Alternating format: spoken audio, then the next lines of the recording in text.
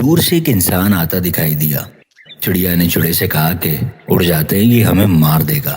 چڑا کہنے لگا کہ بھلی لوگ دیکھو ذرا، بالکل سیدھا سادہ انسان ہے، اس کے پہناوے میں اور اس کی شکل سے شرافت ٹپک رہی ہے، یہ کہیں سے بھی شکاری نہیں لگ رہا۔ جب وہ قریب پہنچا تو تیر کمان نکالی اور چڑا مار دیا۔ چڑیا فریاد لے کر بادشاہ وقت کے پاس حاضر ہو گئی۔ شکاری کو طلب کیا گیا۔ شکاری نے اپنا جرم قبول کر لیا۔ بادشاہ نے چڑیا کو سزا کا اختیار دیا کہ جو چاہے سزا دے۔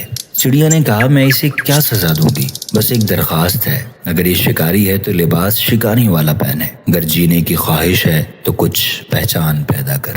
اس کہانی میں ہمارے لیے بڑا لیسن ہے کہ صرف ظاہری جبہ و دستار دیکھ کر ہر کسی کو عالم ولی نہ مان لیں، بلکہ دیکھیں کہ اسلام و سنیت پر کتنا عمل کرنے والا ہے، اور فی زمانہ امام اہل سنت سیدی اعلی حضرت امام احمد رضا خان رحمۃ اللہ علیہ کی تعلیمات و ارشادات کا کتنا ماننے والا اور عمل کرنے والا ہے، کتنا شریعت محمدی کی پابندی کرتا ہے، کیونکہ یہ بات تسلیم شدہ ہے کہ بغیر درست عقیدے کے بلند مقام تک نہیں پہنچ سکتا، ہاں دوزخ میں ضرور پہنچ سکتا ہے۔